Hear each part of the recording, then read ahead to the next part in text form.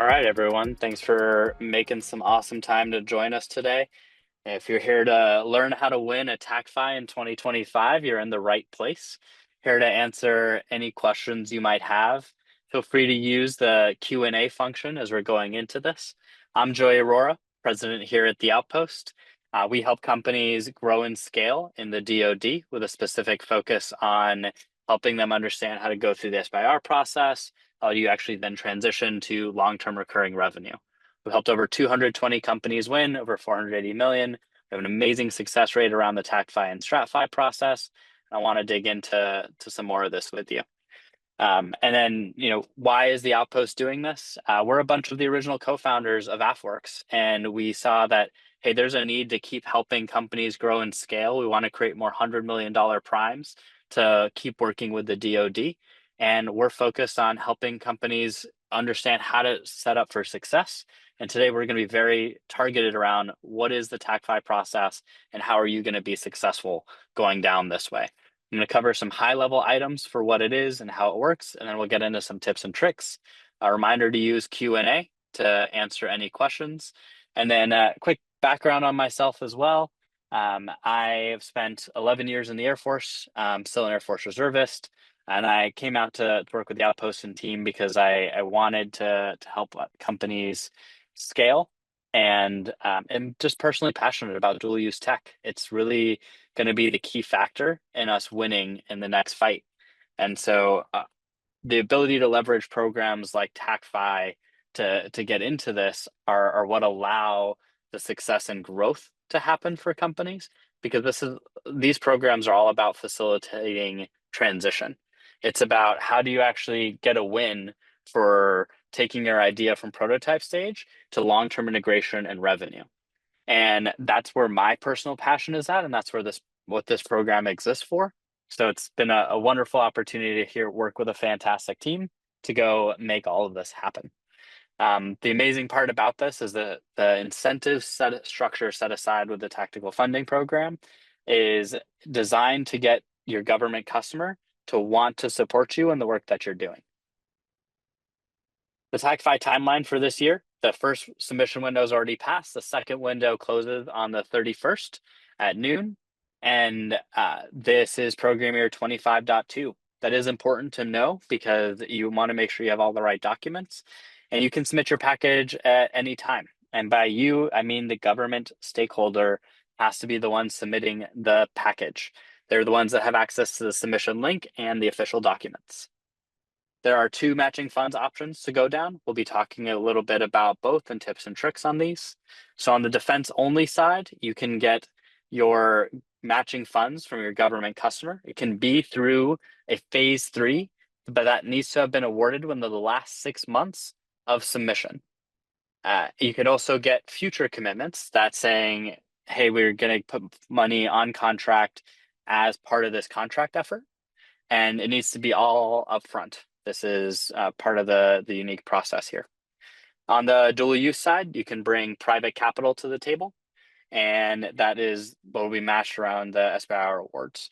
They award amounts for this year between $375,000 up to $2 million. These matching funds qualifications are a key part of how you are successful and win. They are part of your transition narrative. If you are going on the dual use side where you're only bringing private capital to the table, how can you show that there's actual buy-in from the government customer for the out years to purchase the technology and actually transition it? If you're doing defense only, you need to lean heavily on how you're commercially viable as a company. Where are you having success down that pathway? These are critical things to think about in shaping your package and proposal as you're going down which funding option is going to work for you. These are the eligibility criteria.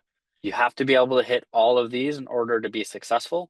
And a key thing a lot of companies are asking are, hey, can we be awarded this if we already have a sequential phase 2? No, you cannot. If you already have a sequential phase 2 on this particular phase 2 that you're going after, you cannot use that same one again. If you have a different phase 2 you're using, you can go down that direction. If there have been at least 90 days passed since the beginning of the execution of your phase 2, then yes, you're eligible to pursue the TACFI. And you still need to get the signatures on the collaboration agreement, which are critically important. So these are the criteria. It's been briefed ad nauseum. They're in the top level guidance. If you have any questions about that, please feel free to let me know. These are the application requirements. This has shifted from previous years. So you are seeing that they did simplify this. One of the key things that we'll go over is the SBC registration, and that every company does need the private funding cap table. So you do need to share who owns what portions of the company, and that is required for every submission. So if you have multiple stakeholders, even if you've never raised any private capital, you need to be able to submit this as part of your application process. That is a critical part to being successful in here and making sure you get the package in correctly. The other part of this is we have the white paper, and then the collaboration agreement is also includes the submission chart and white paper info. Key things to think about as you're going through this, and we'll come back to this slide. These are all the Air Force Program Executive Offices. These are the centers and the Space Force Program Executive Offices. As you're thinking about transition and what does that look like, often as you're thinking about the larger programs with TRACFI, they require a PEO signature. The TACFI requires a top level O6 signature, and both the customer and end user side. So you should be thinking about how do these program offices tie into your transition story and narrative, because that is where the ultimate success for your company is going to be and what you need to look at. Any questions on the PEO side? All right. We're going to jump in to the key nuggets here of how do you actually win a TACFI in this year. The first thing I want you all to be thinking about is the deep engagement with your strategic lead.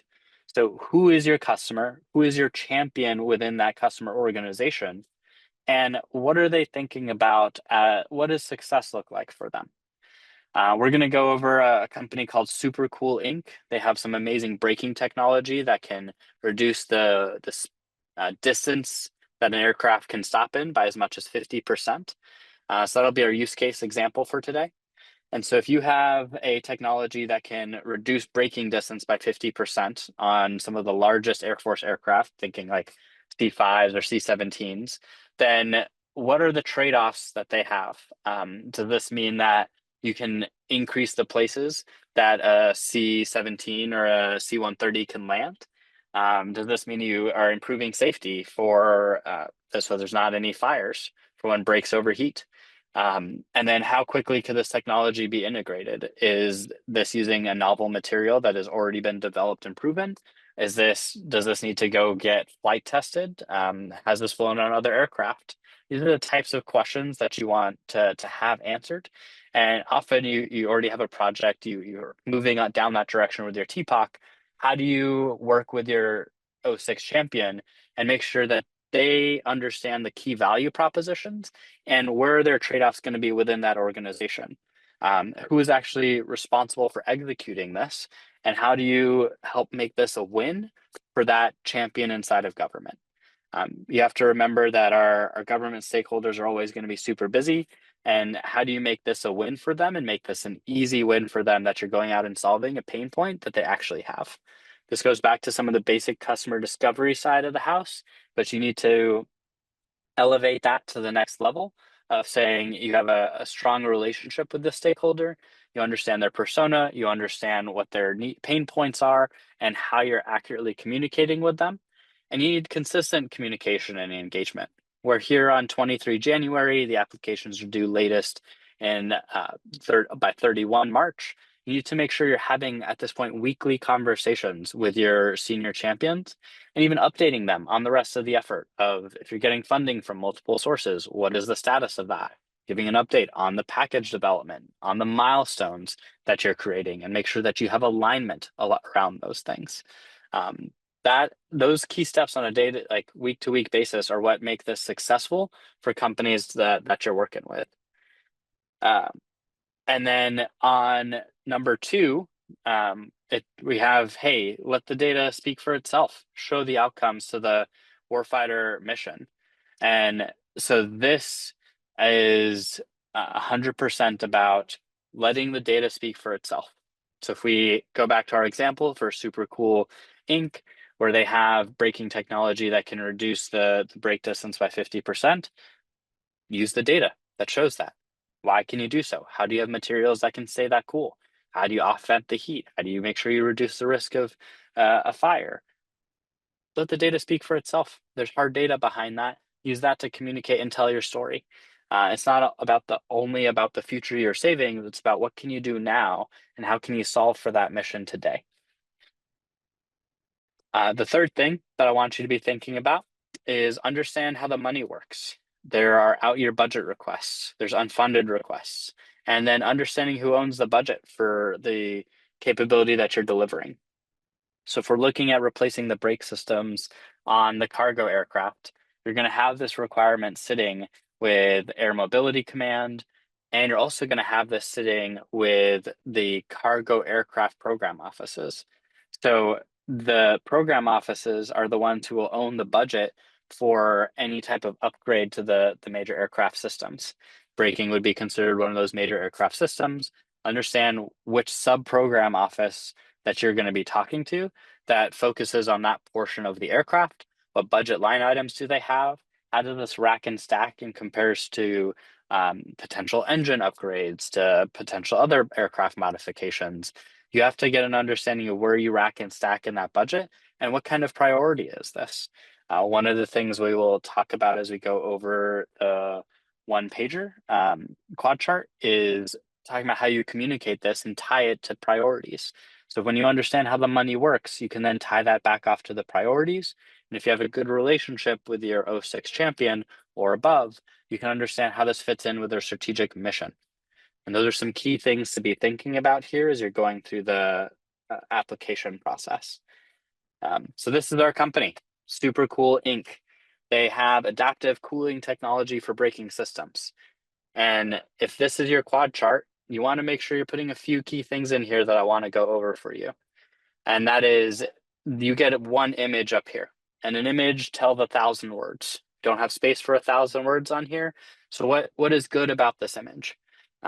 This image shows that there's a real problem. Here's a C5 braking, and it's on fire.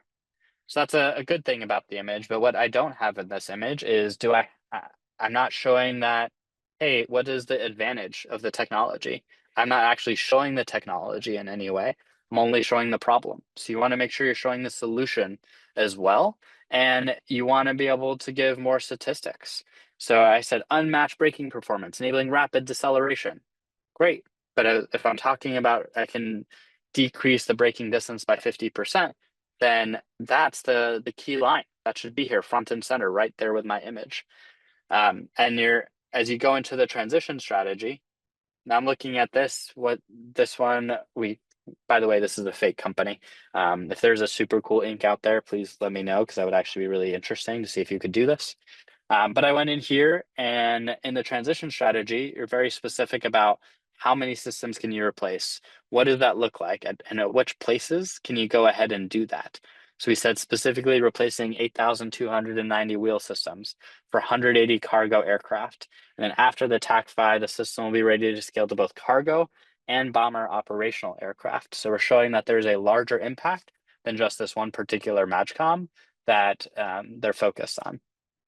When we talk about the TACFI scope, and as you're looking at this and thinking about your document, you want to be able to hand this one pager to somebody who knows nothing about your company. You want to be able to hand this to somebody who doesn't know what your technology is and what the use cases are and why is this useful. So that's, as you're thinking about how you're communicating here, you have to remember that this is the one pager that's going up the chain of command through AFRL to the Pentagon to the AQ offices, say like, hey, this is where we want to drive our funding opportunities. And so you might be communicating with people that understand your technology, or they might not understand it at all. And so you have to be able to communicate clearly and concisely with them. So when you are in this every day, you want to step back and give this one pager to somebody else. If you want to shoot it over to me, I'm happy to do a quick review, talk to you about it, and give you this precise kind of feedback on here's what you need to communicate better, here's what you want to get across, and here's how you want to get this across. So think about this quad chart as being one of the most critical ways to communicate your effectiveness of your project. So here in the TACFI scope, we're talking about achieving transition readiness status. We list aircraft, and here I listed a fake name for a House Armed Services Committee bill. And so this is made up for our use case, but you want to, if you can cite all the way back to a law, to a requirement that says given at the top level, and then how do you flow that down? Can you say how much money is being saved? Can you say how you're going to increase the survivability of the aircraft? This incident with the C5, right, would have cost X amount of money. How many times does this happen a year? That kind of data is extremely valuable, and you want to be able to showcase and highlight that. You want to talk about your innovation, and you want to be specific about it. And you want to be able to say, here's what you can do that you couldn't have been done before and why you need further R&D down this pathway. And you want to make sure that you're sharing the major milestones and you are talking about what's going to happen during that time and what kind of funding you're bringing in place. Another key thing to note for the quad chart is you can't change the fonts, you can't change the spacing. This is the space that you have. That's the requirement for the submission process, and you want to make sure that you're doing that. If there's any questions on the quad chart, please throw them in Q&A. If you want a review of them, feel free to shoot me a message. Carrie, if you could put my email and phone number in the chat, I'd appreciate it. So top 4 common mistakes. The quad chart is part of the white paper and it counts as part of the 5 slides. So you want to make sure that you are taking that content and addressing it up front. You also can only have 5 slides total, including this lovely quad chart. So make sure you're incorporating that. And then you have to make sure the SBA registration is within 30 days of submission. So a lot of companies will be like, hey, we have our SBA registration from previous things we've done. Nope, you need to go on sbir.gov, get one within the last 30 days. This is a super easy fix, but it is something that's going to gotcha for a lot of companies because the date is very small on the bottom. So you want to make sure that's within the last 30 days. The third thing, and we talked a little bit about this earlier, is you need to verify that your government funds properly match. So where are they coming from? How are they eligible under the matching funds guidance? So I got a question here from Anonymous. Are purchase orders considered valid as private investment? But only equity investments qualify for that requirement? This is a great type of question that goes back to making sure your funds match are done correctly. So I'm going to jump in and answer this now. I also see the other question, which we'll come back to. Are purchase orders considered valid as private investment? According to the matching funds guidance, the purchase orders, if they're for a advanced version of a product or for pre-sales, then they would count as part of matching funds. Purchase orders for an existing product do not count. If you have any more specific questions about that, I'm happy to dive into the nuances for your particular company. There are more options than equity investments only. There's a few different pathways, such as pre-purchases of a product for delivery later, for pre-sales, for purchasing advanced features on a product set. And there's a lot of ways you can shape that narrative. So that's the kind of thing you want to make sure you have on your government funding match or your private funding match, that it's all aligned correctly, and that you, if you have a phase 3 in place, is it tied to the scope of your phase 2 or phase 1? There's a direct line for it there, and make sure that it was within the right time frame. So if you need to submit earlier in the window, you can do so. And the last thing that we want to highlight is making sure you have document integrity. So make sure that you have the right header, make sure you're using the current year's documents as well. Cool. As you're thinking about framing your project, making sure you have the operational imperative tie-ins. These are the Air Force's operational imperatives. We know that there's leadership changeover. These are still the key things that the Air Force and the direction of the Air Force is headed, and Space Force, so make sure you're tracking these efforts. If you have any questions, now is the time to get into it. We're here at the Outpost to get things done. We've gone over some key tips and tricks, how you went over some things for the quad chart that you need to be thinking of and framing. And we are here to help companies win and be successful. I've helped over 24 companies grow and win specifically through this process. Helped over, I think it's almost 36 now. Yeah, it's been about 30 plus companies that have helped be successful. We just closed a few $30 million deals for folks as well. So happy to dive in and ask questions or answer them. All right, we got a few coming through. All right, so can you clarify, is the signed collaboration agreement uploaded with the work plan and the quad chart white paper combined into one PDF file? App Ingest has separate uploads, page 17 and 18 for those files too. They have a note, only attached documents requested, do not combine with other documents. Yes, so this is the conflicting information in the solicitation guidance versus the actual app sheet submission. You want to have different copies of those documents, so you have them as separate uploads. And the submission requirements say, hey, combine it all at one. There's no place to actually do that, so submit them individually. All right, anonymous attendee. Can matching funds on a defense-only TACFI be launch expenditures by an award of capacity from Space Test Program? Uh, When you say launch expenditures of an award, so is that actual funds transfer? Or is that just saying, hey, this is the space test program is going to put these as sort of, consider that as like, hey, we're going to put internal funds towards this project. Um, if those are internal funds, you're going to need to get approval from the AFWorks team to count those as matching funds. And they should be allowable but it's not necessarily a cash match explicitly, but the intent is met there. You just need to get approval ahead of time. Does the end customer have to be Air Force? We have a funding letter from US SOCOM. So the end user has to be in the Air Force. There needs to be a tie back to the Air Force. As long as there's a tie back to the Air Force with that funding letter from SOCOM, then it would apply. All right. Bill, do matching funds count toward the TACFI maximum funding limit? Also, is there a limit on the ratio of matching funds, e.g. 1-to-1 or 2-to-1? No, there is no maximum on the front end of that. So if you're looking at let's pull this back up, matching funds options here, then as you are evaluating, hey, can we bring in, let's say, maybe $5 million of government funds, then you can still get a max of $2 million on the SBIRS TTR side. You cannot exceed that on the SBIRS TTR side because of how it's shaped as a TACFI. So you can definitely exceed on either the private side or the government side. You cannot exceed on the SBIR side. All right. So I believe I've answered some of the questions come through. We have a few more that are popping in, so happy to facilitate. How do we get permission ahead of time? You have to email the StratFi TACFI email inbox and ask them for that permission so that the funding lineup happens.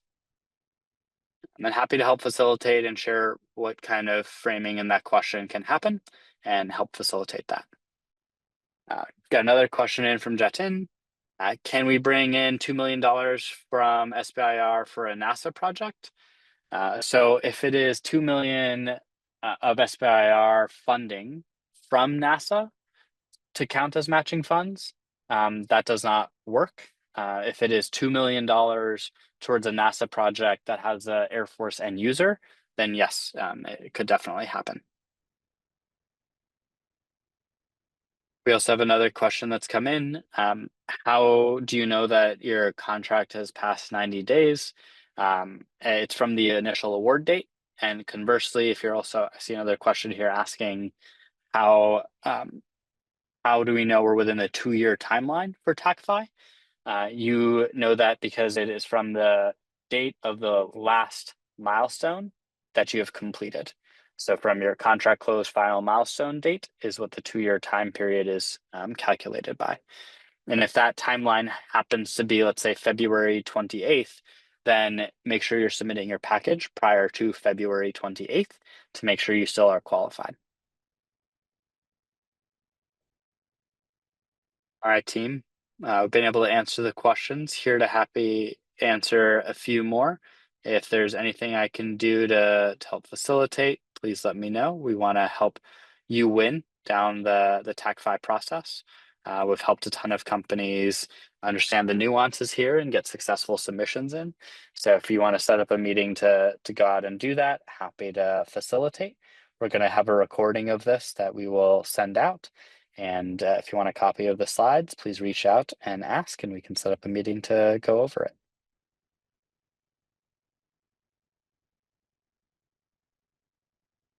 All right, we got one more Q&A. Can a customer be from Transcom and then the end user in TPOC must be from DAF? Yes. TPOC doesn't have to be, but the end user does have to be from the Air Force. And if a customer can be from Transcom, as long as you tie that use case back to the Air Force side. And in this case, right, for a lot of Transcom efforts, there's a lot of moving of people, which means a lot of planes. So that should be an easy tie back in for a lot of Transcom's core mission set here as well. But happy to dive into more specific places. I appreciate everyone hanging out and jumping in. If you have any further questions, please feel free to reach out. We'll shoot you a book a call link as well, and info is thrown in chat. Looking forward to talking to you all soon.